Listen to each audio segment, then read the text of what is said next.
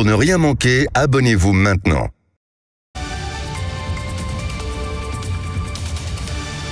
Tout compte fait avec Éric Revel comme chaque matin. Bonjour Éric. Bonjour Patrick, bonjour à tous. Alors on va revenir sur ce plan de lutte contre la fraude fiscale annoncé hier par Gabriel Attal.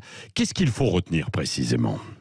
Bon, d'abord, je retiens de ce plan fiscal le volet politique et communication. Je commence par ça quand même. Oui. Cibler les ultra-riches lorsqu'on parle de lutter contre la fraude fiscale, c'est évidemment donner des gages politiques à la gauche. Puis dans un mois, vous le savez, il y aura la présentation du plan contre la fraude sociale. Bon, là, ce sera un clin d'œil à la droite. C'est le fameux en même temps. Et puis cibler les ultra-riches comme le fait ce plan anti-fraude, c'est aussi une façon, les ultra-riches, de faire oublier l'image que François Hollande avait accolée à Emmanuel Macron, celle du président des riches. Bon, voilà, je voulais commencer quand même par ces considérations politiques et ces artifices de communication. Mais alors que veut faire le ministre alors lutter contre l'optimisation fiscale des multinationales et des ultra-riches, c'est ça ?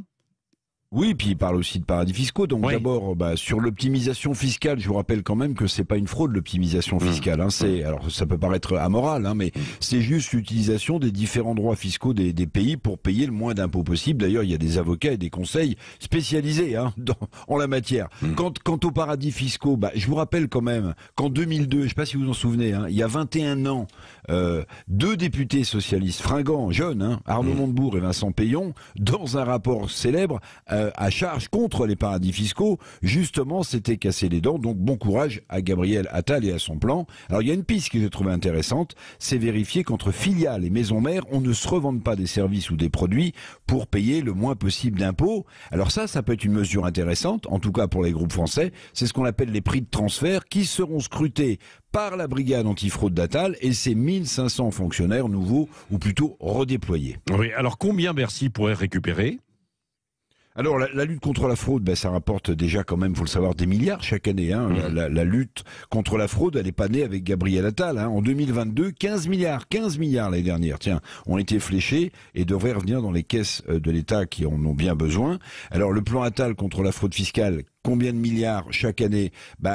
Plusieurs milliards, c'est ce qu'annonce le ministre, ce serait déjà ça.